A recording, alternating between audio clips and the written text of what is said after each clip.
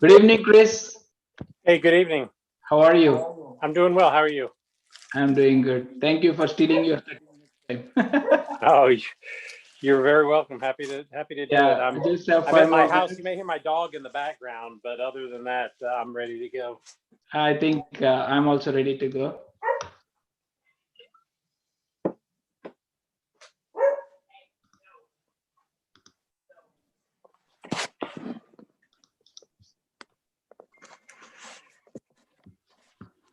Just finished one of the program before you.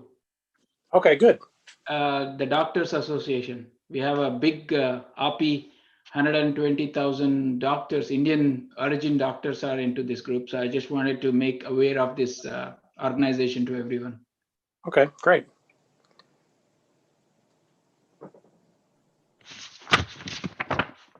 How long is this show going to be? 20 to 30 minutes max. Okay, that's fine.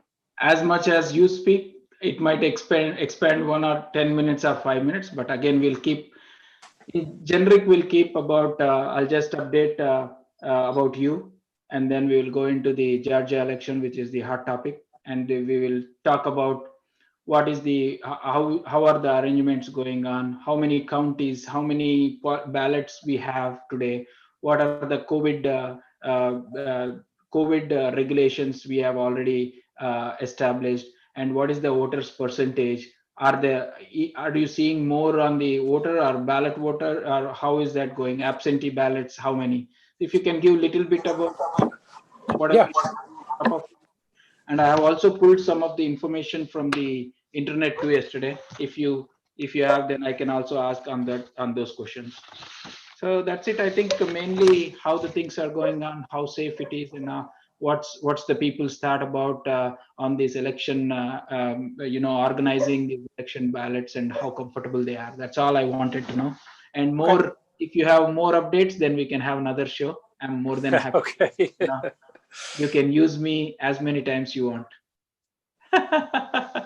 Sure. I never miss a chance to get on YouTube TV. I guess is I don't. I don't get on YouTube TV a lot, so I'm happy to. I think we've got a great story to tell, so I'm happy to tell it. Yeah, ready, huh? Lalesh, are you ready? Yeah, I'm ready. Guest room కొంచెం చూడండి sir క్లోజ్గా ఉంది కొంచెం స్టేబుల్గా ఉంటే centre ఉంటుంది Center, huh? చూడండి ఒకసారి ఆయన క్రాస్గా Okay. Okay. So maybe can you do a little straight, Chris, your camera, so that you will be in the center of the frame? Let me figure out how the best way to. Okay, that's now looks perfect. Little, yeah. Is Yes. that a little better? Yes. I think you can tilt little bit because your light is seen on the top. That now, okay, to avoid that lighting.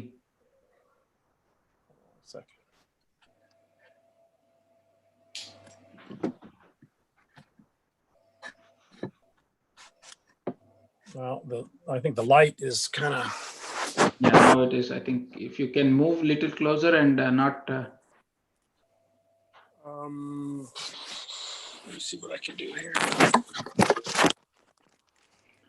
So you come on to the news as well, Chris? CNN and ABC or CBS or. Yeah, I just Fox? do some of that. I'm not sure I've done CNN, but I've done the local stations a lot. Okay. Let's see if maybe we can. So you are at home or office? I'm at home now. Okay.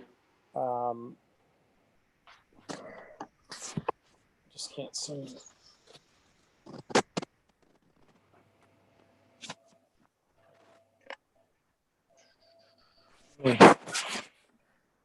If I could do something. The problem is, anytime I sit at that desk to get the angle right, the light is just right there. Let me see if maybe I can set it up.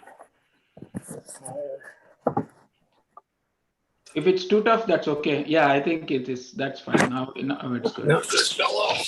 Let's try this again. Oh, that's fine. That's fine. Better. Perfect. This is perfect. Okay. And this is water. This is not a beer, so it looks like a beer, but it's mineral water. Nalesh, are you ready? Yeah. Ready, 10 seconds? Yeah. Camera sir అక్కడ చూస్తున్నాను కొంచెం పైన fill up చేస్తారా ఓకేనా? Okay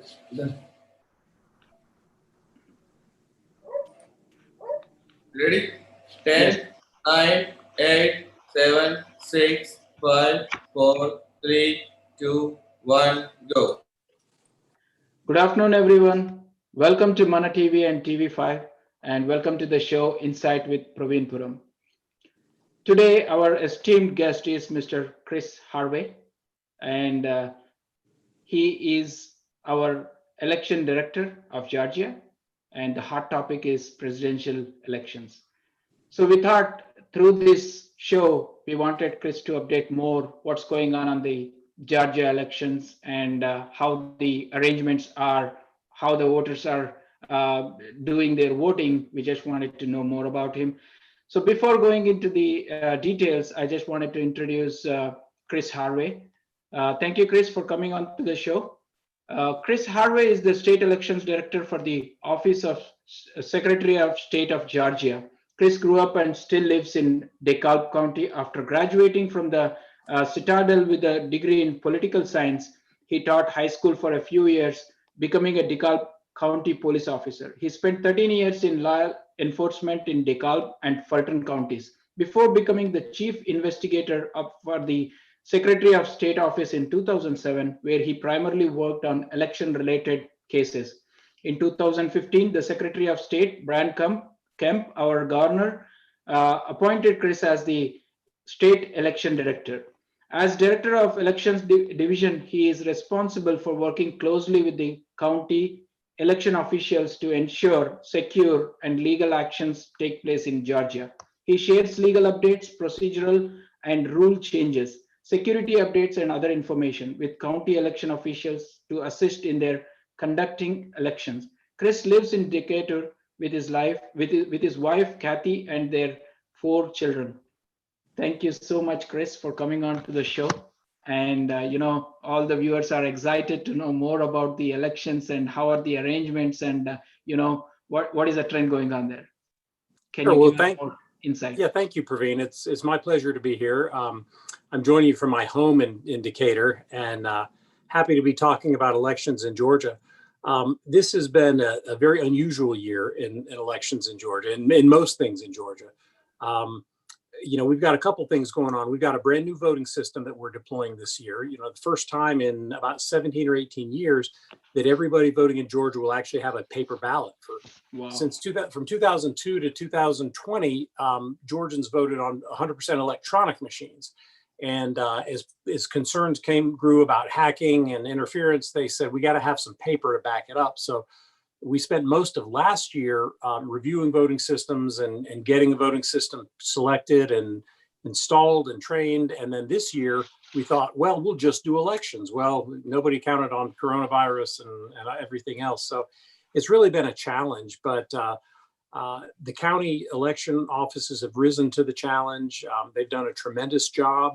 And so we're seeing record-breaking turnout in this presidential election. I'll be happy to go over some of the numbers with you if you'd like, and the different ways people vote. But we've had advanced voting going since the 12th of October, and we have almost had as many people vote during the advanced voting as we had vote in the entire election in 2016. Wow. So, and we've still got 2 more days of advanced voting and election day to go. In 2016, there were just over 3.9 million ballots cast in the presidential election. And this morning, we were up over about 3.1 million cast just during advanced voting. So we're gonna get really close to breaking the overall record by Friday afternoon. What do you think this drastic changes, Chris? because if you compare 2016 and 2020, you already said 3.9 million overall, and now it's already 3.1. Still 2 days left for advance voting. Mhm. So, what do you think this changed in this COVID situation? Well, a couple things. I think more than anything else, it's the political landscape. I think there's so much interest and so much energy on both sides, on all sides, really. Um, the people, whoever you talk to, they've got their favorite, and they will, go to the mat for him and their side. And so I think 2016 was a really big surprise in the fact that so many people thought it was going to go one way and it went the other way.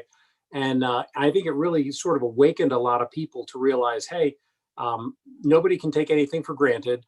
Just because somebody, quote unquote, should win doesn't mean they will win.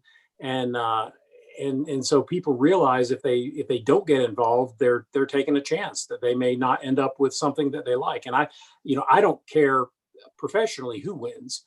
Professionally, I want to make sure that the process works. But I'm happy to see people involved, and I'm happy to see people, take advantage of the system. And I'm also really happy and really pleased that everything is going so smoothly. Oh, that's wonderful to hear, Chris. So, can we get more insight on how many counties and what is the voter number in Georgia Sure. for this election?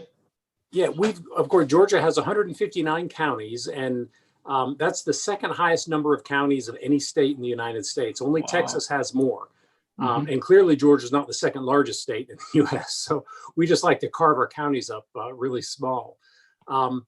Georgia also has a uniform voting system, which means that every county votes with the exact same system, with the exact same machines, with the exact same procedures. So if you happen to live in downtown Atlanta, in a very urban area, you're going to vote the same way if you live on a peanut farm in South Georgia with the same equipment.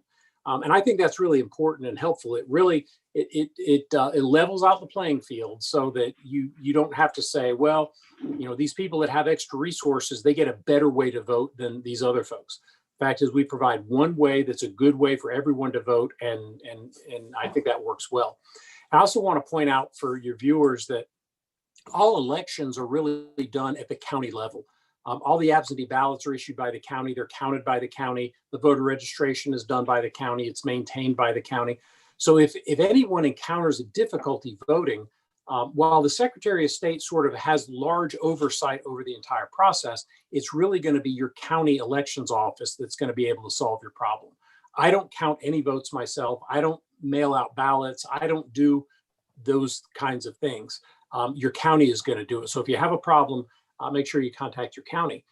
But as I said before, the county election officials have really risen to the challenge. And, they didn't have the option when COVID hit. The legislature went home and I went home. The Secretary of State's people went home, but the county officials couldn't go home. They had to stay in their offices, and they had to get the equipment ready, and they had to train their poll workers, and they had to get absentee ballot applications processed, and they had to do all that stuff. And so they stayed at a pretty significant risk to themselves. So I'm really proud of the way the counties have survived this year. Hats off to all the workers who have been during this COVID taking the responsibility on the ballots. So let's listen from you more, Chris, on absent ballots. This is a very unusual situation that we have number of ballots asking. So can you throw some light on how many absent ballots have been registered so far, and Sure. versus the on premises in-person voting? Right. Before this year, generally the total number of absentee ballots, and when I say absentee, I mean by mail ballots, that in Georgia, anybody is eligible to get a mail ballot. You don't need a reason. You don't need any excuse. You just ask for one and you're able to get one. And historically, absentee ballots have made up between 5 and 7% of the votes. Well, in 2020, just in this election, for example, absentee ballots are a third of the votes that have been cast so far. So there have been over 1 million absentee ballots that have been accepted back in. There are another 600,000 or 700,000 that haven't been returned yet. So we could have as many as 1.5 million absentee ballots cast, which is, again, I don't have the exact number, but I think in I think in 2016, there were fewer than 100,000 absentee ballots cast in the whole state.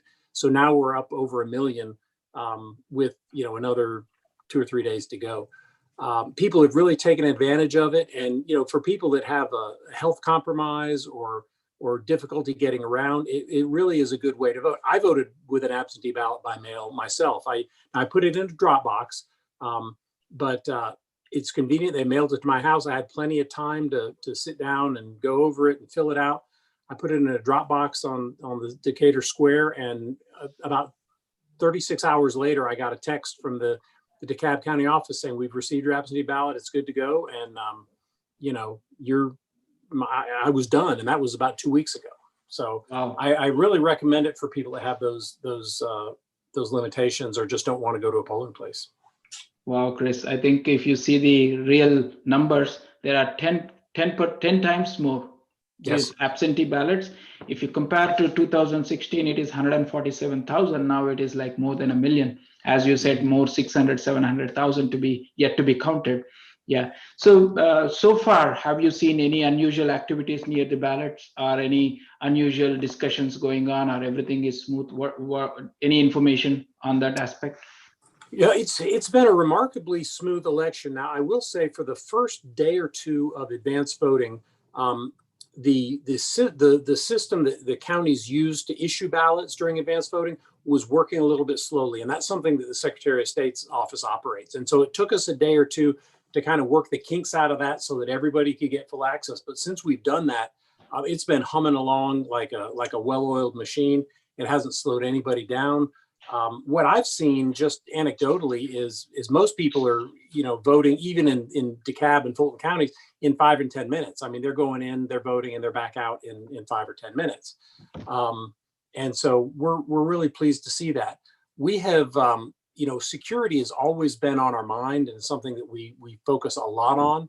And it's one of those things that, as long as you spend a lot of time and energy on it, and then you hope that you never have to use it. And by doing that, you're preventing the crises that you'll have. So we spend a lot of time and energy keeping our cyber defenses up. We've worked with federal Department of Homeland Security, FBI, CISA, all these different groups to be aware of threats. We're aware that there are forces out there that want to interfere, want to disrupt elections. And we keep the counties aware of those kinds of threats. I put out something today alerting counties to some federal concerns about cybersecurity. So there's a lot of stuff behind the scenes that people don't see.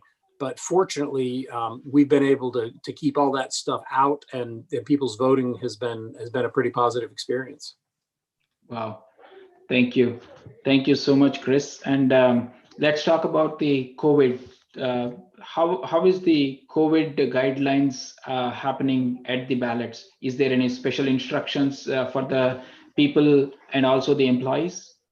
That's an interesting question, because the right to vote is a fundamental constitutional right, and you really can't mess with that very much. You can't put a lot of conditions on that. So with COVID, it's kind of an interesting dynamic. For the most part, those decisions are made at the county level. Now, in some cases, there are local ordinances or there are local judicial orders in place that require everybody, for example, everybody coming into a courthouse has to wear a mask. If that's where the voting is taking place, then people have to wear a mask to go into the courthouse.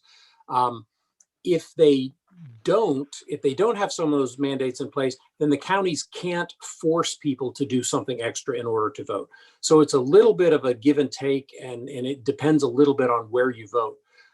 The Center for Disease Control has put out some guidelines for polling places during COVID, and it emphasizes the things you would expect, keeping appropriate distances, using masks, sanitizing surfaces, minimizing contact, putting barriers up between people, those kinds of things. And so we've done all that stuff with the counties. And again, every polling place is a little bit different. Some have a lot of space so you can spread out. Some of them are a lot tighter and you have to get more creative. But we've given the counties 11,000 gallons of hand sanitizer, plexiglass barriers to go between people. drop boxes so that people don't have to go into polling places. They can drop their ballots outside. And a lot of it's common sense. You know, the good news is that after 6 or 7 months of dealing with COVID and dealing with masks and gloves and washing hands, people are better suited to interact in that kind of environment. But there's not really a single specific requirement for COVID. It's really left up to local health departments and local counties to decide what they want to do. Awesome, Chris. So I read this Georgia as a national leader in elections. Why this is called, Chris? Why Georgia is called as a national leader? Well, because I think we do things that a lot of folks don't do. You know, Georgia has not always had great press when it comes to elections. People talk about, all sorts of issues. But the fact is that in 2016, 4 years ago, Georgia was the second state in the country that had automatic voter registration, whereby if anyone went to the Department of Driver Services and got a driver's license or an ID card, they were automatically registered to vote unless they specifically said no. We're the only second state in the country that did that. Georgia has what's called the gold standard of voting access, where we've got 3 weeks of advance voting in person. We've got 45 days of voting by mail, and we've got 12 hours on election day. We've got online voter registration where people can register to vote online in about a minute with a driver's license. We've joined a nationwide cooperative with other states to keep our voter lists accurate, so that if you move from one state to another, the states get notices so that they can keep their list clean. Georgia has done a lot of things that a lot of states don't do. It's interesting. I was talking to, I like telling this story, after the 2018 election, where frankly we got a lot of undeserved bad press.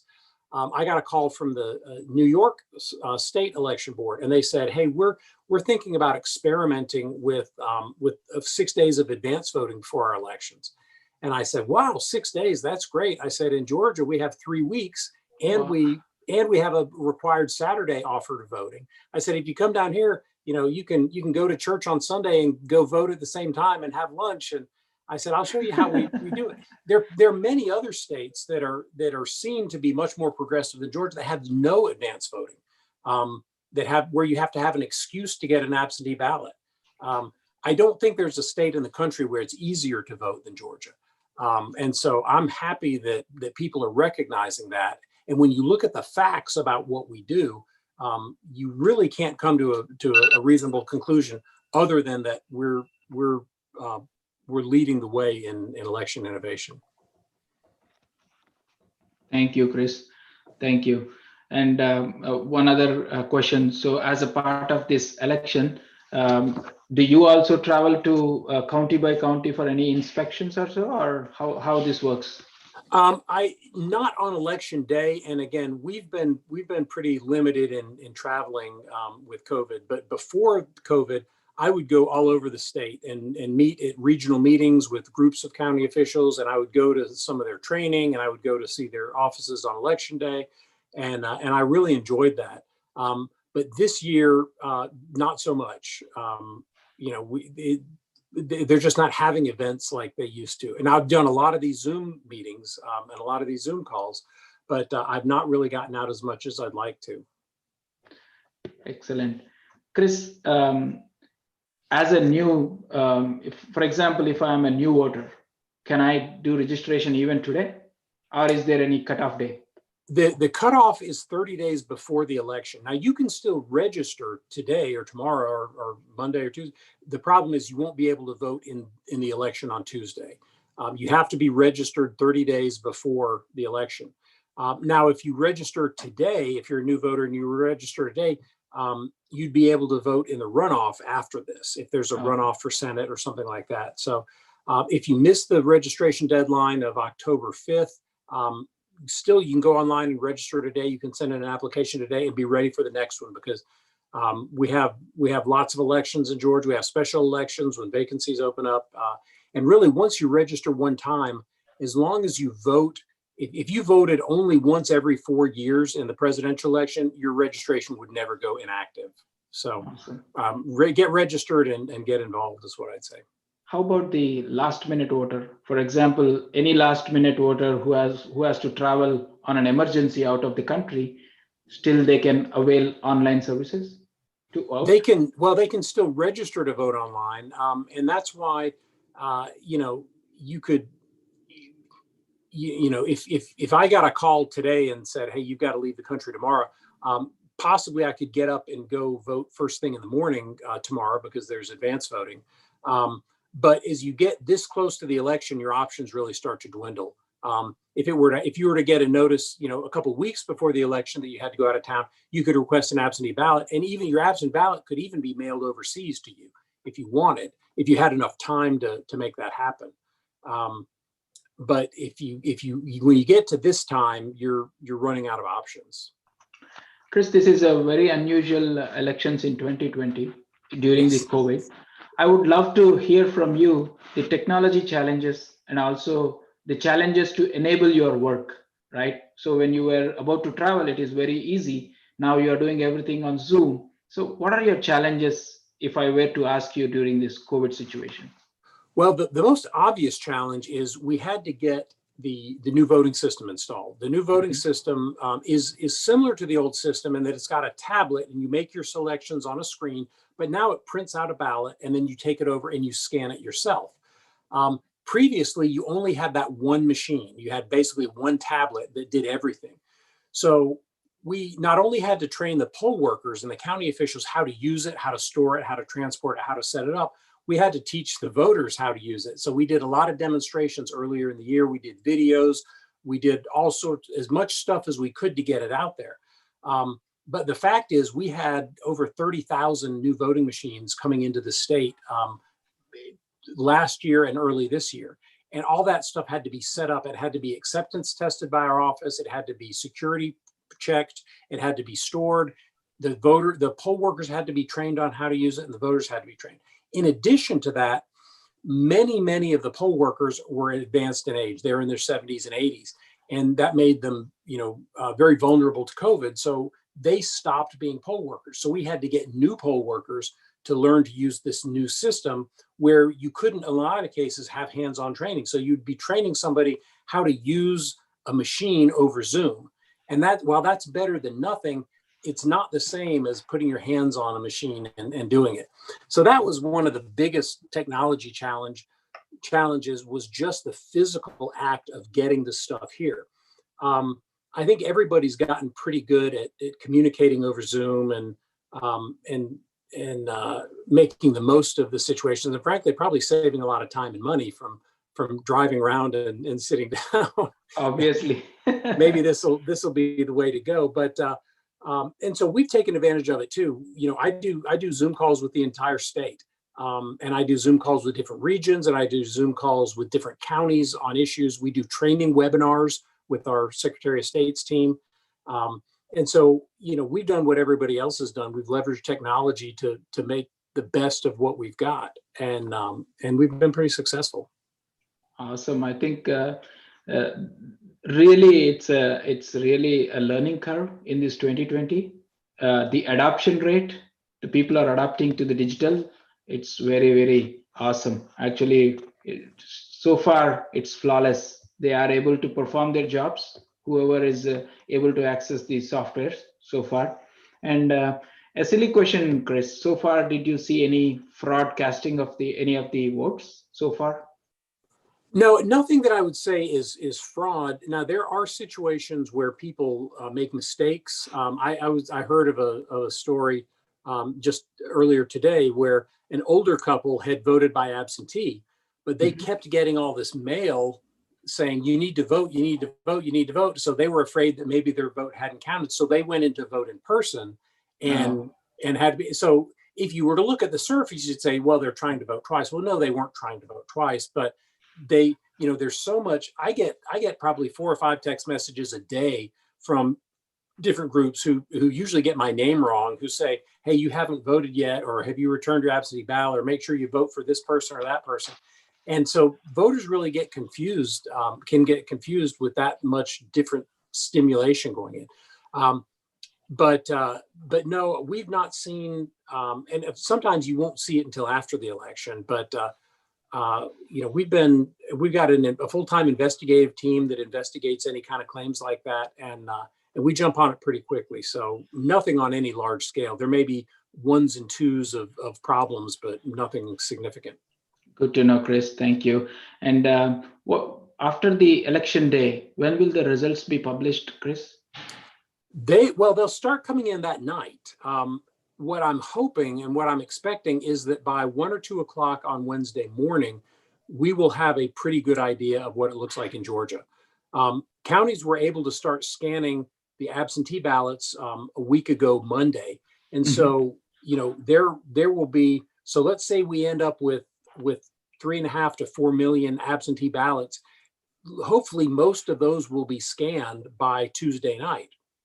Wow. A significant portion of them will be scanned, and then to tabulate the election day votes takes very little time because you use memory cards. They're scanned at the polling place, so you upload the memory card.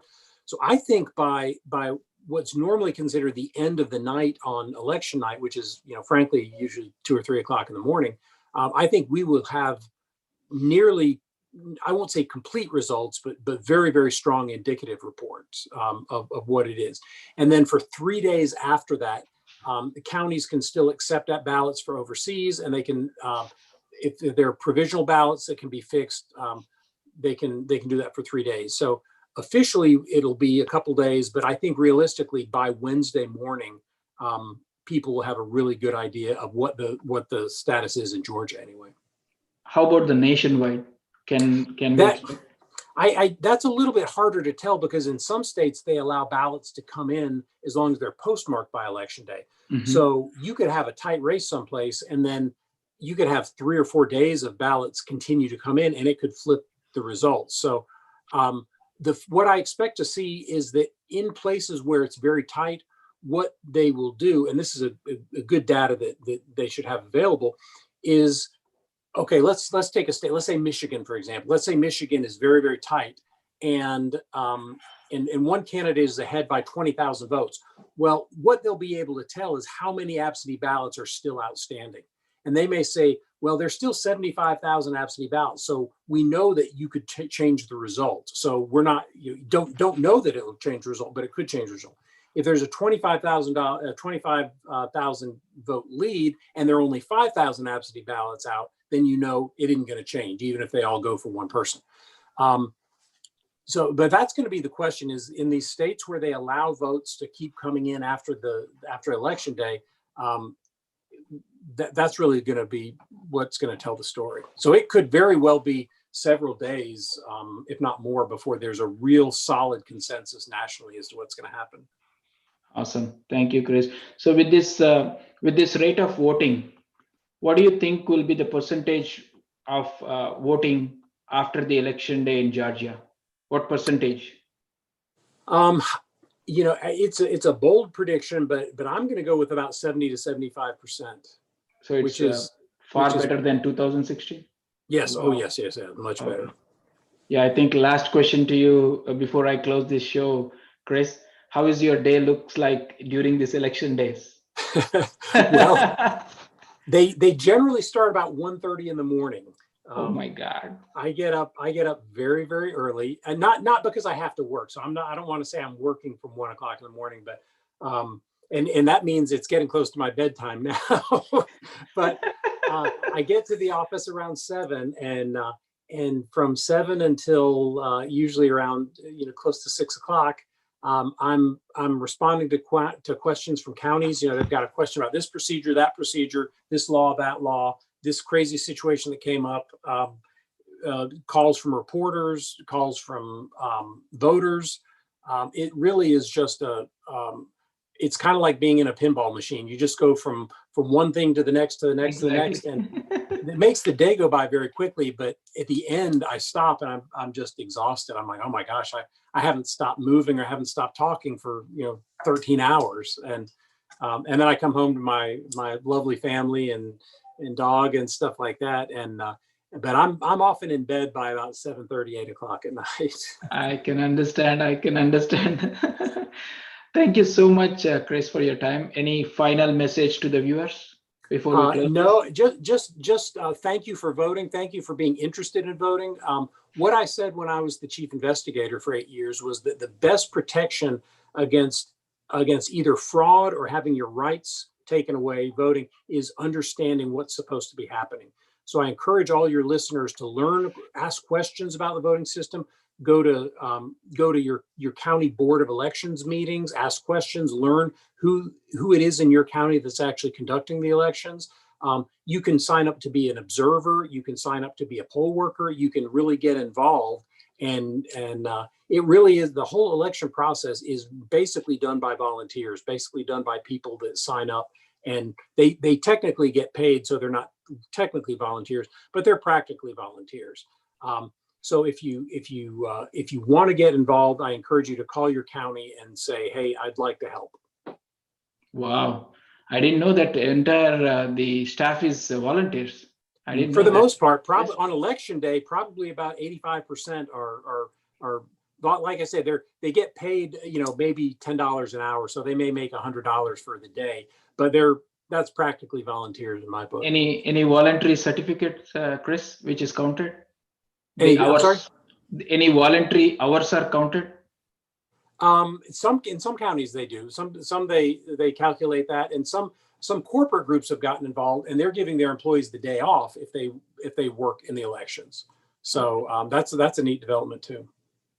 Thank you, Chris, for your time. Right. I know it's a busy day, but giving 30 minutes to Mana TV, it's awesome, and thank you for all your service, what you do. We hope everything is done smoothly, and you'll have some rest. Thank you. Yes, and have a great day. I hope so. Well, I tell you what, invite me back on afterwards, and we can dissect what actually happened. We can compare how accurate my prediction is. But I'll do that. It's always a pleasure, Praveen. And Thank you. You can call me anytime. Thank you. That's all from Insight with Praveen Puram. And thanks to Chris for giving so much insight about the elections. And please do watch